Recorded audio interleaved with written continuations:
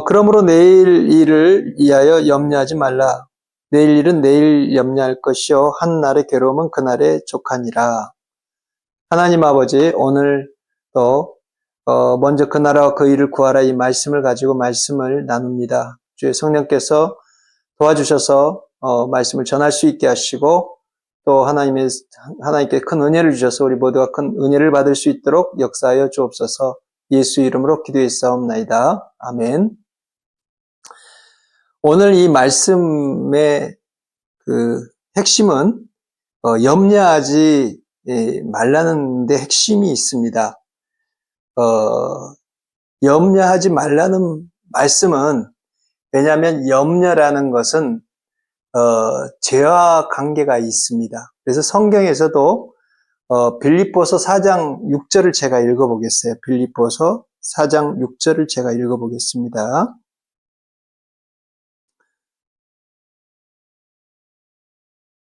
아무것도 염려하지 말고 오직 모든 일에 기도와 간구로 너희 구할 것을 감사함으로 하나님께 아뢰라. 아무것도 염려하지 말라라고 말씀을 했고요. 또 마태복음 13장 22절을 제가 한번 또 찾아보겠습니다.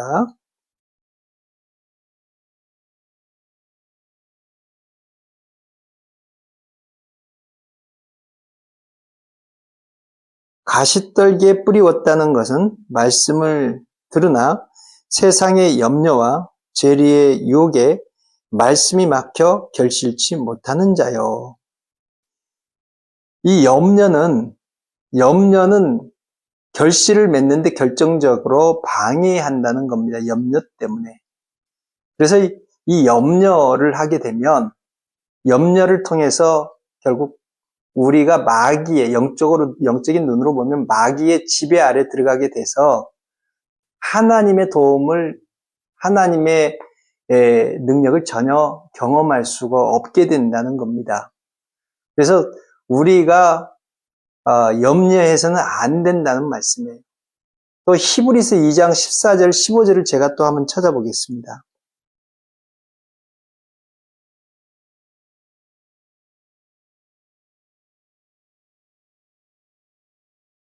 자녀들은 혈육에 함께 속하였음에 그도 또한 한 모양으로 혈육에 함께 속하심은 사망으로 말미암아 사망의 세력을 잡은 자 곧 마귀를 없이 하시며 또 죽기를 무서워함으로 일생에 매어 종노릇하는 모든 자들을 놓아주려 하심이니.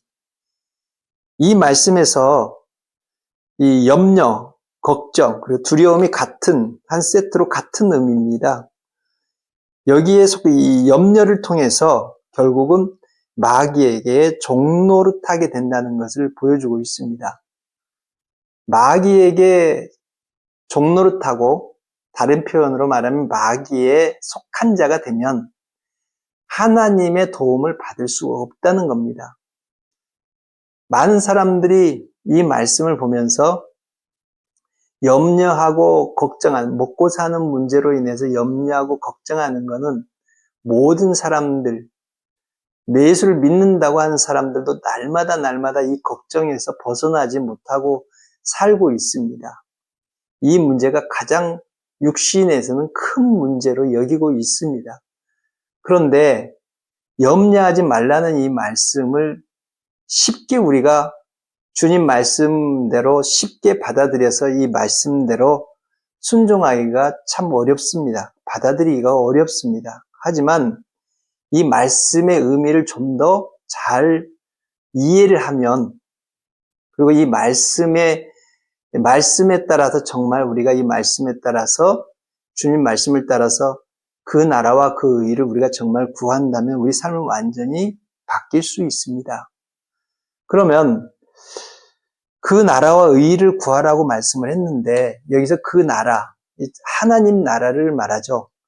이 하나님의 나라에 대해서 조금 더 우리가 이해를 해봐야 됩니다. 하나님의 나라와 성경에서는 권세 그리고 왕, 이것은 사실은 같은 의미입니다. 그런데 이 나라와 권세와 왕은, 하나님의 나라는 곧 하늘의 왕과 같은 의미고요. 이 왕은 바로 예수 그리스도를 말합니다. 말씀을 우리가 보면 예수 그리스도를 우리가 고백을 할 때 베드로가 마태복음 16장 16절을 보면 주는 그리스도시요 살아계신 하나님의 아들입니다 라고 고백을 합니다. 이 고백에서 주는 그리스도시요 라고 할 때 이 그리스도라는 단어의 의미는 기름 부음 받은 자라는 뜻이고요. 기름 부음 받았다는 것은 구약에서는 왕에게 기름을 붓고 선지자 그리고 대제사장에게 기름을 부었습니다. 그래서 기름 부음 받은 자라는 건 이 세 가지 의미가 다 함축이 되어 있고요. 왕이라는 것은 다스리는 자, 통치하는 자라는 뜻입니다. 그야말로 모든 것의 주인이라는 뜻이고요. 그 다음에 선지자라는 건 말씀을 말해요. 그래서 말씀은 곧 하나님이라고 요한복음 1장 1절에서 말씀을 하고 있어요. 그리고 세 번째로 대제사장은 제사장의 역할이라는 건 중재입니다.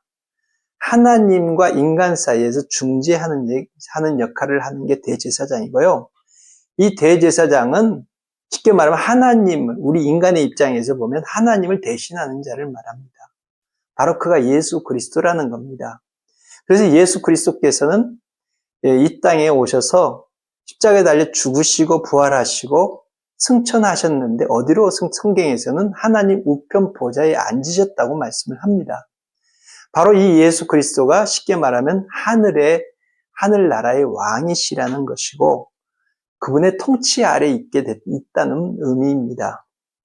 그래서 우리가 예수 그리스도를 영접할 때, 영접이라 할 때 바로 예수 그리스도를 누구로요? 왕으로, 통치자로, 그 나라로 우리가 그분을 영접하는 겁니다. 그래서 우리가 그 나라와 그 의를 구하라고 할 때 이 나라는 예수 그리스도를 구하라는 의미이기도 합니다. 우리가 하나님 나라를 구한다는 것은 또 다르게 표현하면 예수 그리스도를 구하는 것입니다. 그래서 우리가 예수 그리스도를 영접하고 예수를 의지하고 그분으로 말미암아 사는 것, 바로 그것이 하나님의 나라를 구하는 것이죠. 또 그 의를 구한다고 할 때 여기서 말하는 의라는 건 뜻이라는 의미가 있어요. 그래서 예수 그리스도의 뜻대로 산다고 할 때 이 뜻은 다르게 표현하면 그분의 말씀이라고도 할 수 있고요. 이 말씀을 진리라고도 합니다. 그래서 우리가 그분의 뜻대로 산다. 그분의 말씀대로 산다. 그럴 때 우리가 여기서 그러면 다시 한번 그 나라와 의를 구하라. 이렇게 염려하지 말고 그 나라와 그 의를 구하라고 하셨는지를 조금 더 생각을 해보면요. 왜냐하면 그분이 권세자이신 그분이 하늘의 통치자이신 그분이 사실은 이 세상 만물을 창조하신 분이라는 겁니다. 그리고 이 세상 만물을 통치하는 분이라고 성경은 말씀을 하고 있어요. 그래서 그분이 쉽게 말하면 우리 육체를 지으시고 이 만물을 지으신 그분이 우리의 먹고 사는 문제도 해결할 수 있는 능력을 가지신 분이라는 겁니다. 그래서 우리가 그분의 통치 아래 들어가기만 하면, 그분의 통치 아래 있기만 하면 이 모든 문제들을 해결하시는 분은 그분이라는 겁니다. 그래서 우리가 본문에서 읽어보진 않았지만 우리 본문에 있는 그 말씀의 앞구절에 보면 왜 걱정하느냐, 들에 있는 백합화를 보라. 솔로몬의 영광으로도 그와 같이 그 영광도 그와 같이 아름답지 않다.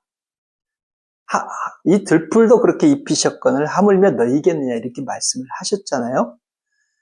하나님께서는 이렇게 비유를 말씀하시는 것은 그분의 통치 아래 있게 된다면 이 모든 것들, 우리가 무엇을 먹을까, 무엇을 입을까, 무엇을 마실까 하는 그 모든 염려와 걱정을 그분이 책임져 준다는 의미입니다.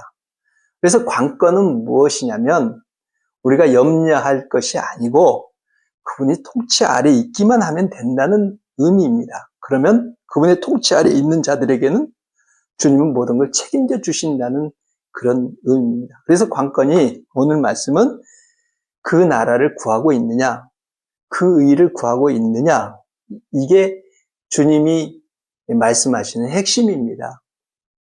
그래서 우리가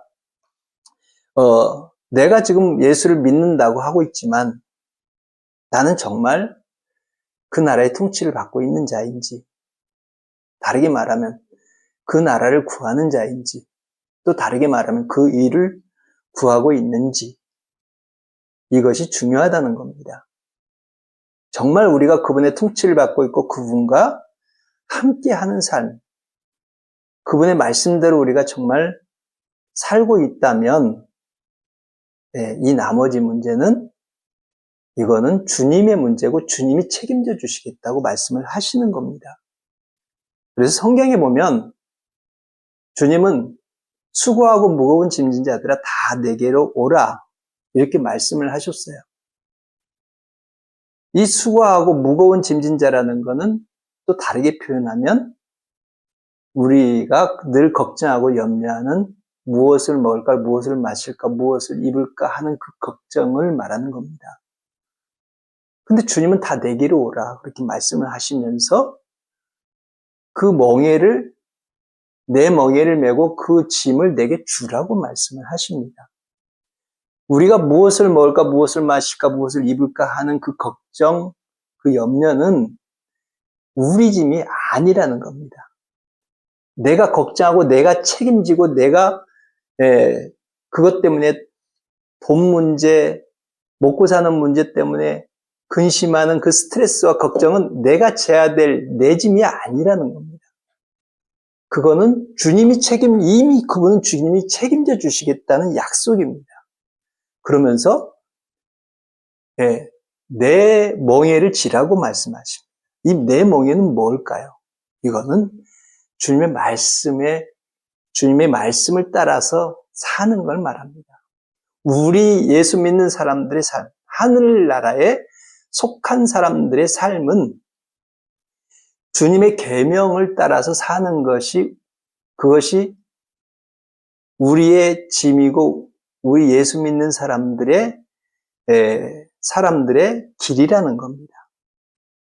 그리고 먹고 사는 문제에 대한 걱정과 근심은 그건 이방인들, 믿지 않는 사람들, 다르게 말하면 마귀 아래서 죽음의 권세 아래서 살고 있는 사람들, 마귀의 끊임없는 위협 때문에 먹고 사는 것으로 인해서 근심하고 걱정하는 그 사람들이 짐이지 마귀를 벗어나서 자유를 얻고 하늘나라 임금 예수 그리스도의 통치를 받고 있는 우리들의 짐은 아니라는 겁니다. 아멘. 그래서 우리가 오늘 이 말씀을 기억하면서 먼저 우리가 정말 믿는 자라면, 정말 내가 정말 예수 그리스도 그분의 통치를 받고 있다면 우리가 구해야 될 거, 내가 먼저 우선해서 내가 찾아야 될 거, 내가 붙잡아야 될 거, 그것을 분명하게 주님이 제시해 주신 말씀입니다. 그럼 어떻게 해야 되겠어요? 그분이 통치를 받아야 되잖아요? 어떻게 통치를 받습니까? 구체적으로. 지식으로는 알고 논리로는 아는 사람은 많은데 이것을 삶에서 이 말씀이 자기 안에, 자기 속에서 이루어지게 하는 일을 이루는 사람은 적어요. 어떻게 해야 돼요? 그래서 주님이 성령을 주신 겁니다. 성령을 받으라고 하신 거예요. 예수님의 제자들도 3년 동안이나 쫓아다녔지만 죽음의 위협 앞에서는 그 두려움 때문에, 염려 때문에 예수님을 따르지 못하고 다 도망가 버렸어요. 이 사망의 힘을 이길 힘이 없는 거예요. 이걸 이길 수 있기 위해서 성령을 주셨어요. 그래서 예수님의 제자들에게 성령을 받으라, 성령을 기다리라고 하신 거고, 성령 받은 그 제자들은 정말로 성령의 능력으로 그분의 통치를 받게 된 거예요. 그러면서 완전히 먹고 사는 문제에 대한 걱정, 염려에서 자유할 수 있게 된 거예요. 죽음 자체를 두려워하지 않게 된 거예요. 오직 그 나라, 오직 그분의 뜻을 먼저 생각하고 구하는 삶을 살았어요. 예. 이제 우리들에게도 먼저 그 나라 그 일을 구하는 이 삶이 이루어지기 위해서는 성령을 받지 않는 사람은 성령을 받아야겠고, 성령을 받았다면 내 안에 오신 성령이 나를 다스리도록, 그 성령은 예수 그리스도를 나타내는 분이셔요. 진리로 인도하는 영이 바로 성령이에요. 진리는 예수 그리스도를 말합니다. 그래서 성령의 충만함을 날마다 얻는다면 우리 안에 생각과 마음을 완전히 그분의 말씀이, 그분의 나라가 장악을 할 겁니다. 그럼 우리 삶은 변화가 오죠. 예. 완전히 세상 사람과는 다른 삶을 살 수 있게 되는 겁니다. 예. 참 평안과 예수 그리스도로 말미암아 참 자유를 얻는, 진리를 알지니 진리가 너희를 자유케 하리라 라고 말씀하셨던 그 말씀이 우리에게 드디어 이루어지게 되는 겁니다. 아멘. 네, 이것을 위해서 우리가 기도하고 날마다 성령 충만함을 얻음으로 그 나라와 그 일을 구하는 성도가 됩시다. 아멘.